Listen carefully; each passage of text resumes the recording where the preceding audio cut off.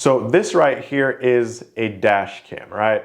And this dash cam is in my car, and basically what it's supposed to do, it's supposed to record like video and audio footage.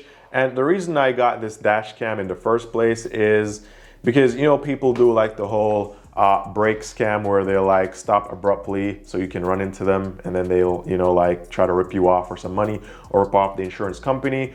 Or they'll literally stop at like the stop sign and you'll stop behind them, and then they'll back up into you, and then they'll say that you ran into them and try to like rip you off or rip off your insurance company, and they get money out of it somehow. So that's the reason for me getting this. Now, this dash cam did not save me from anything, but it actually saved my friend from going to prison. And that is what I'm going to talk about in this video. And by the way, if you're wondering, you're saying, well, Eann, what does this have to do with making, saving, or investing money, or anything to do with money? It has to do a lot, actually. So the main point of this video, and I'll go ahead, spoiler alert, the main point of this video is you never want to be cheap. You always want to be frugal. You always want to get the best bang for your buck, but you never want to be cheap to the point where you're going low on quality and actually buying, like, you could say garbage, just because you don't want to spend a lot of money, which is what I did. And I found out, and I'm happy I found out the way I did, because I could have ended up in jail too. So I'm gonna give you guys a story, and don't worry, the story is gonna make sense. In the end, everything is gonna make sense and you're gonna understand everything. But basically, my friend was supposed to go to the range with me one day, and we were supposed to go to the range at 5 p.m. Now, if you're wondering why 5 p.m., you know, in Florida, sun sets at like 8:30 p.m. So at 5, you still have 3 hours of daylight. So we're supposed to go there at 5 p.m. and he was at work. So I was actually waiting for him to get off of work and meet up with me at the range. Now, 5 p.m. showed up. I was actually at the range waiting on him. He never showed up. I kept calling him, texting him, no response. And at about 8 p.m., I left. So eventually he called me up and he says, Eann, you won't believe what happened to me. And I was like, what happened to you? And by the way, guys, like the video, give it a thumbs up. It's completely free. Also, don't forget to subscribe so you never miss the updates when I post new videos. And if you want to talk to me one-on-one, message me on Instagram rather. But he said that he was driving from work, going home, and he was approaching the stop sign. And when he was approaching the stop sign, there was a little girl and a lady crossing the street.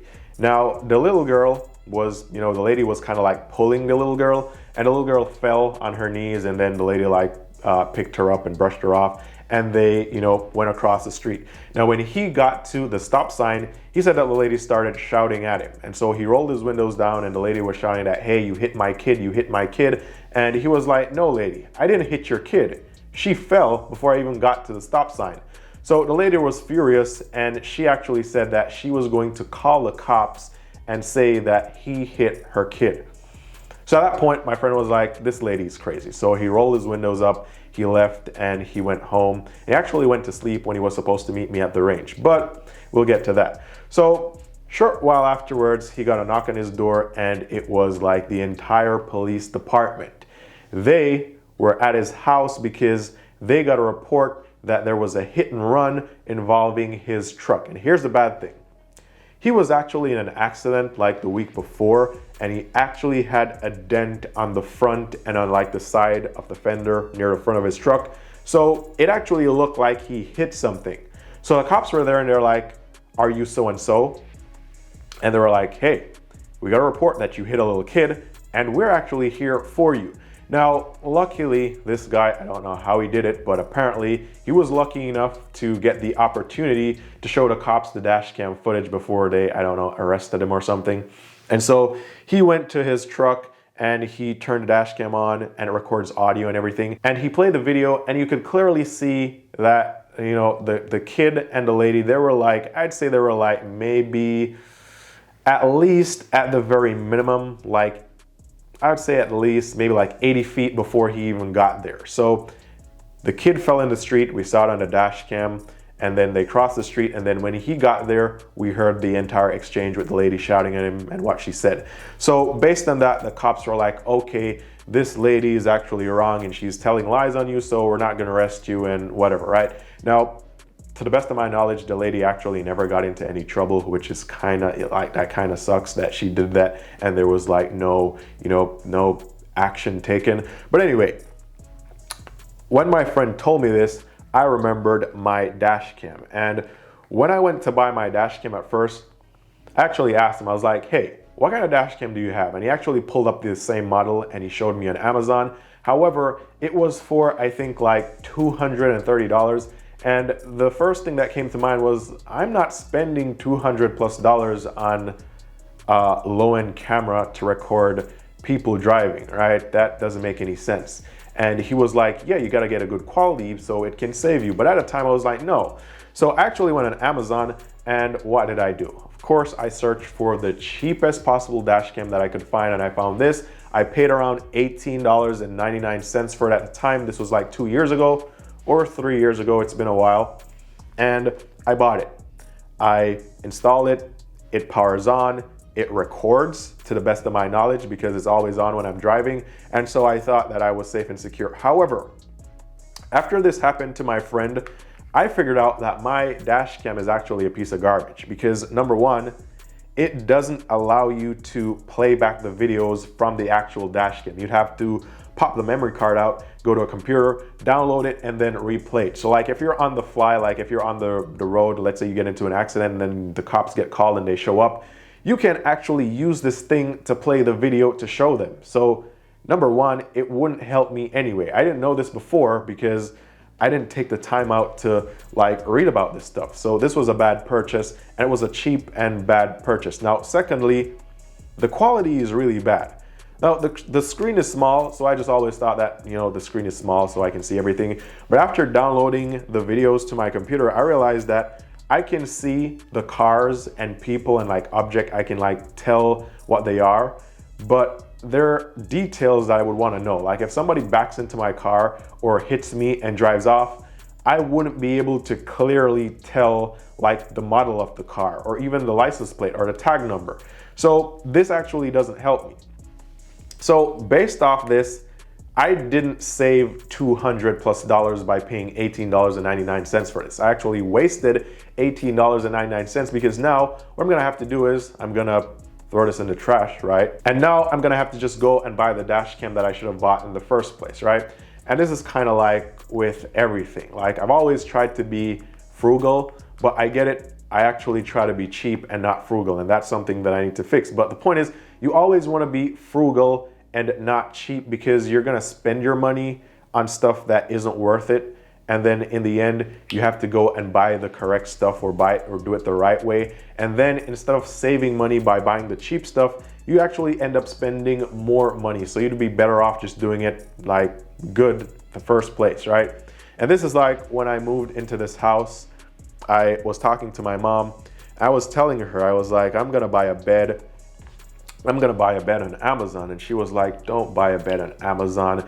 Go to the furniture store, a reputable furniture store, go there, buy like your entire sets of furniture. That way you get warranty and you know that you're getting actually good quality stuff, right? She's like, go lay down on the mattress before you buy it, ensure that it fits you, whatever. And in my mind, I always thought that, nah, it doesn't really matter, right? It's just a bed. I just need it to sleep on. And I actually mentioned this to my same friend that had the incident with the dash cam, and he was like, Ian, don't do it. I bought a bed on Amazon as well, and it broke in like 2 days. And then my next idea was like, okay, I'm gonna buy a metal frame bed because that should be stronger. And he said, Ian, I did the exact same thing. I went and bought a metal frame bed, and guess what? It broke as well. So I actually went to the furniture warehouse, I think it's called, and shocker here, the bed on Amazon that I wanted to buy was only, man, I think it was like $225, really inexpensive. The bed that I ended up buying was like $800. And the mattress that I ended up buying, which was the cheapest type that I could get, which was like firm, was $1,200. This was a really large purchase for me, and that didn't include, you know, like a nightstand, a dresser, all the other furniture. It cost like thousands. But I followed my mom's advice because I was like, you know what, well, she has furniture that she's had for forever, and she's only changed them because she wanted to, not because they broke. So I was like, I get it. And I'm happy I did because I still have all my furniture and they're still in very good working order, although I paid a lot for it. And I think it's better to pay like, let's say, $800 for a bed that will last you at least 5 to 7 years than pay $225 for a bed that's only going to last you 6 months, right? You spend $225 every 6 months, you'll get to $800 in what, 2 years? When if you spent $800 and bought the quality stuff, then you'd have it for a much longer period of time. So the point is this, right? I know I talk about money a lot here, saving money and all that stuff, but don't be cheap. Like, always buy quality stuff, because if you don't, you're gonna end up wasting your money. It's not gonna be cheap. You're gonna waste your money. Then you're gonna have to do the right thing afterwards, which is gonna end up costing you a lot more. So when you're spending, yes, you gotta watch how you spend. You don't wanna overspend on stuff, but don't be cheap just for the sake of being cheap or trying to pay as little as possible, because sometimes you try to be cheap and you're just getting poorer quality and not the same thing, right?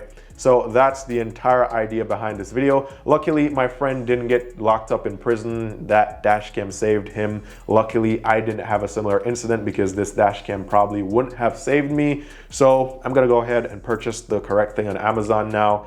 And that's it for this video. Don't be cheap, be frugal, but never be cheap. If you guys like the video, be sure to comment down below. Let me know what you think. Also, like the video. It's free, always free. Subscribe if you want to see more videos. And you guys can follow me on Instagram. I post personal finance content on there as well. Or you can just talk to me one-on-one if you want to. But with that said, all the best, and I'll see you guys very soon in the next one.